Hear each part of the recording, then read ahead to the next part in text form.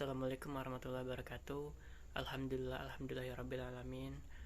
Puji syukur kepada Allah Subhanahu wa taala yang telah memberikan kesempatan kepada saya untuk menjabarkan materi-materi untuk UAS dari program studi politik hukum.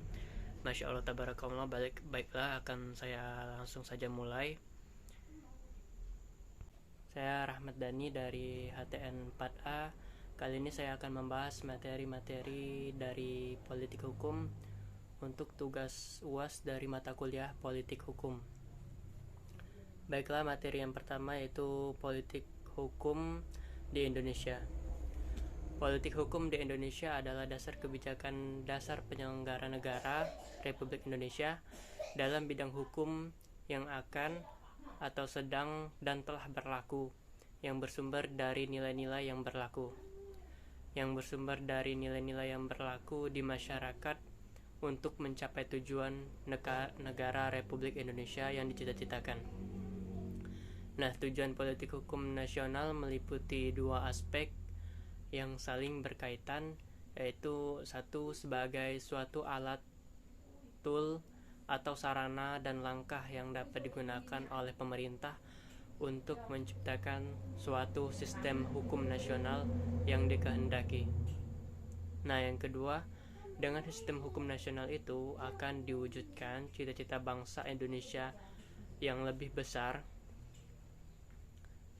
Sistem hukum nasional merupakan kesatuan hukum dan perundang-undangan yang terdiri dari banyak komponen yang saling bergantung, yang dibangun untuk mencapai tujuan negara dengan berpijak pada dasar dan cita hukum negara yang terkandung di dalam pembukaan dan pasal-pasal Undang-Undang 1945.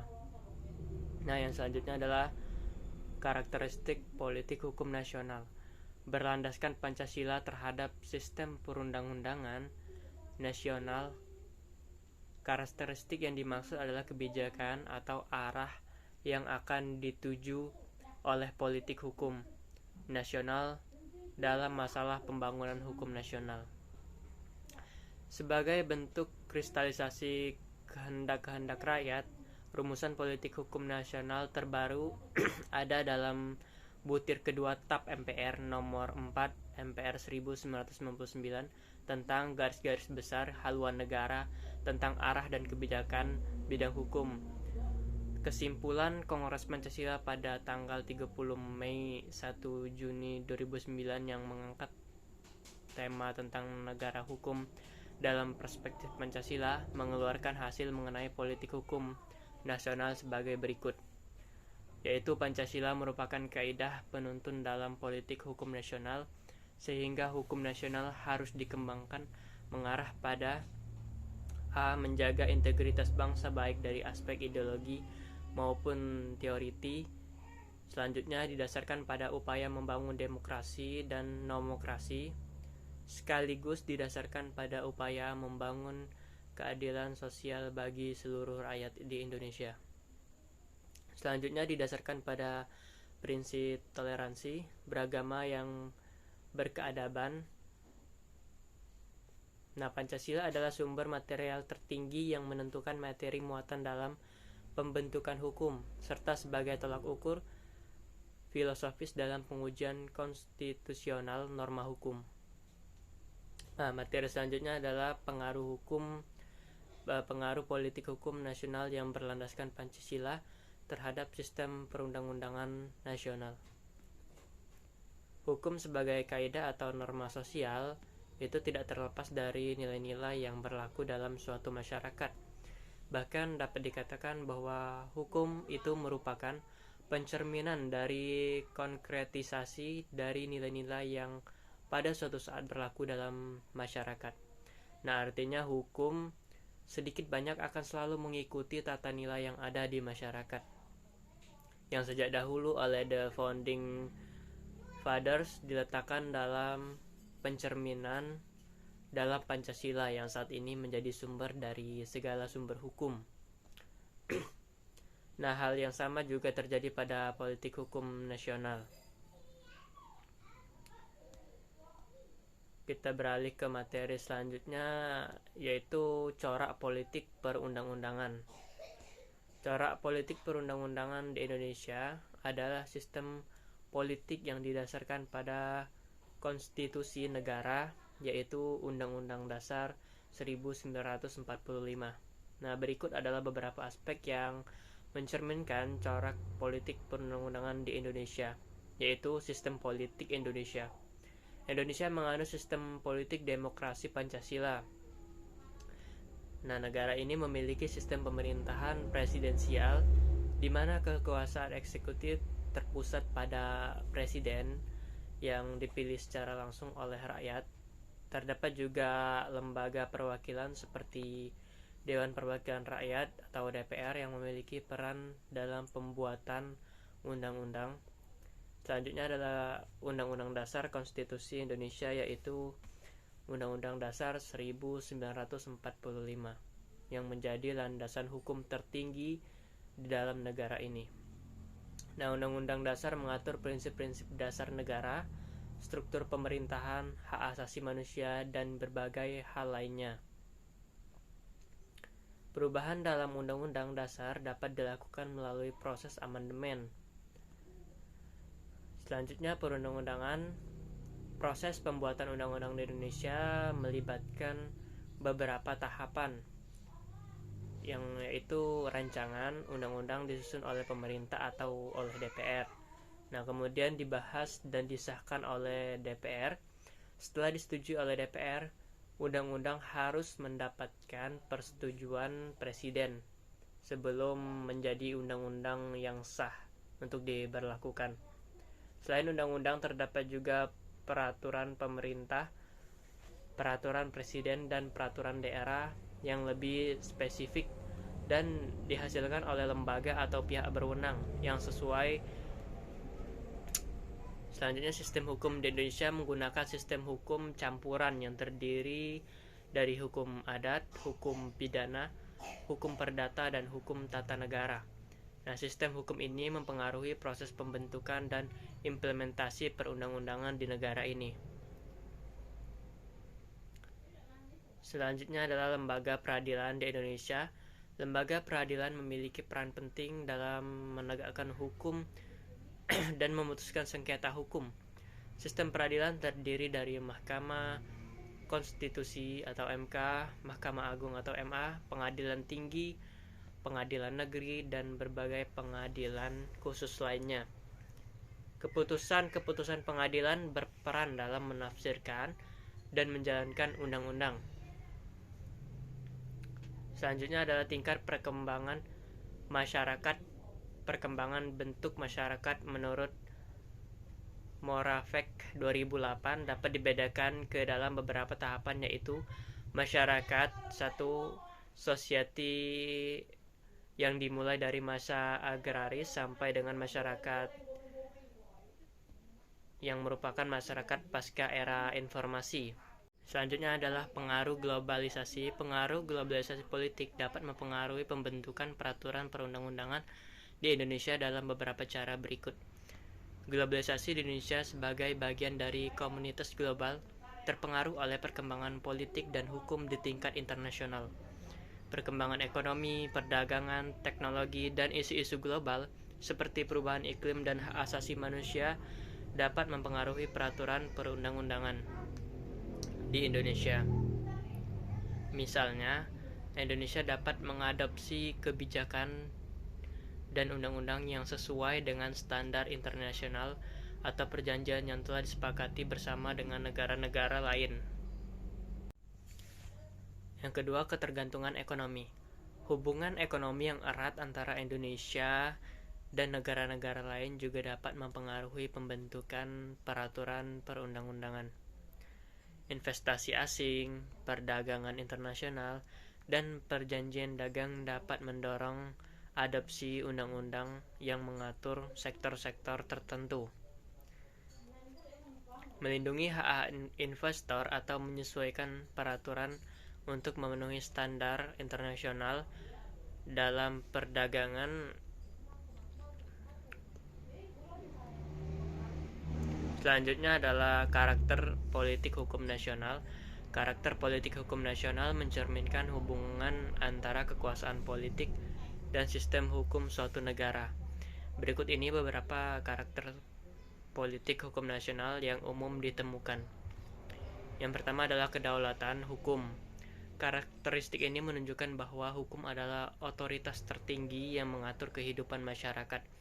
Tidak ada individu atau kelompok yang dikecualikan dari keputusan terhadap hukum. Hukum terus berlaku sama bagi semua orang tanpa pandang bulu. Selanjutnya, pemisahan kekuasaan. Prinsip pemisahan kekuasaan yang diajukan oleh Montesquieu merupakan ciri politik hukum nasional yang penting.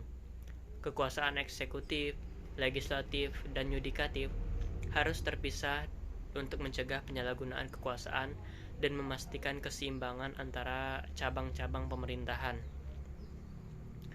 Selanjutnya, kesetaraan. Karakteristik ini menegaskan perlakuan yang adil dan setara terhadap semua warga negara tanpa memandang ras, agama, gender, atau latar belakang sosial.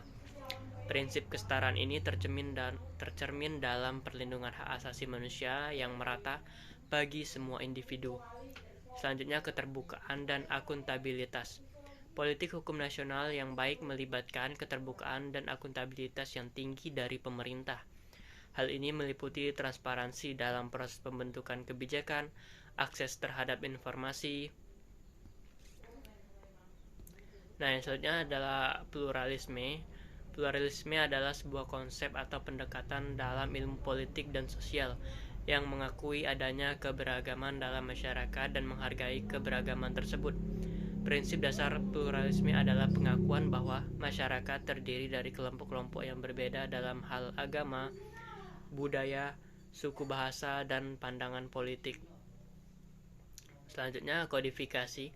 Kodifikasi merujuk pada proses pengumpulan, penyusunan, dan pengaturan hukum ke dalam sebuah kode atau satu set hukum yang terorganisir dan terstruktur dengan baik. Ini bertujuan untuk menyederhanakan, memperjelas, dan memudahkan akses terhadap hukum yang berlaku dalam suatu negara. Selanjutnya, dimensi politik perundang-undangan. Pengaruh politik terhadap hukum menurut Daniel S. Lev yang paling menentukan dalam proses hukum adalah konsepsi dan struktur kekuasaan politik, yaitu bahwa hukum sedikit banyak selalu merupakan alat politik, dan bahwa tempat hukum dalam negara tergantung pada keseimbangan politik, definisi kekuasaan, evolusi ideologi politik, ekonomi sosial, dan seterusnya.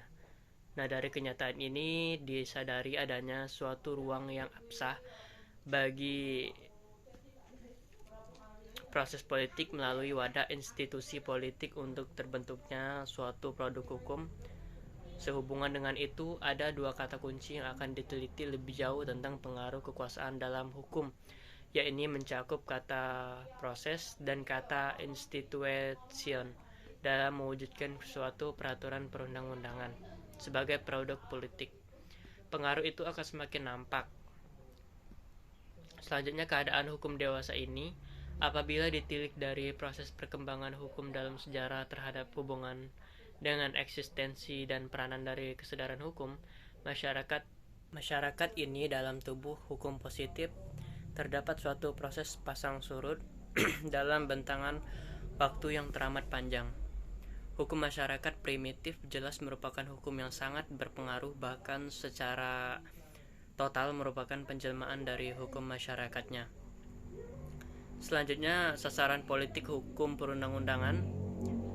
Yang pertama, Prolegnas, Program Legislasi Nasional Penyusunan Undang-Undang atau Prolegnas adalah instrumen perancangan program pembentukan undang-undang yang disusun secara terencana, terpadu, dan sistematis.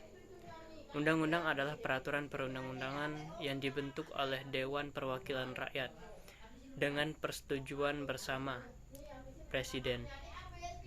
Prolegnas dalam tataran nasional memuat daftar rancangan undang-undang tersusun berdasarkan metode dan parameter tertentu sejak diawali oleh visi dan misi pembangunan hukum nasional. Yang selanjutnya, Prolegda atau Program Legislasi Daerah adalah instrumen perencanaan program pembentukan peraturan daerah provinsi atau peraturan daerah kabupaten atau kota yang disusun secara terencana, terpadu, dan sistematis.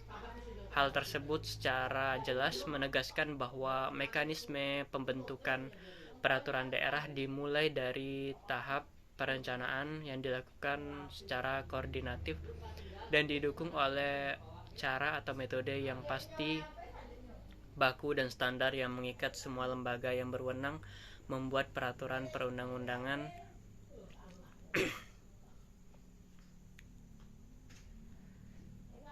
Kita beralih ke materi selanjutnya, yaitu alur pikir politik hukum sebagai legal policy. Definisi alur politik hukum secara umum sangat dipengaruhi oleh sistem politik hukum di Indonesia yang bertujuan untuk mewujudkan tujuan ideal hukum. Oleh karena itu, pembahasan politik hukum nasional di Indonesia selalu diarahkan dalam upaya mencari, memilih, dan menetapkan perundang-undangan yang dijadikan acuan atau alat negara dalam menyelesaikan problem bangsa. Implementasi politik hukum yang berupa produk hukum dapat ditemukan di Prolegnas atau Program Legislasi Nasional dan Prolegda, Program Legislasi Daerah, di mana produk hukum tersebut harus berpijak pada kerangka dasar politik hukum. Baiklah, sekian penjelasan mengenai materi-materi politik hukum dari saya. Saya akhiri, wassalamualaikum warahmatullahi wabarakatuh.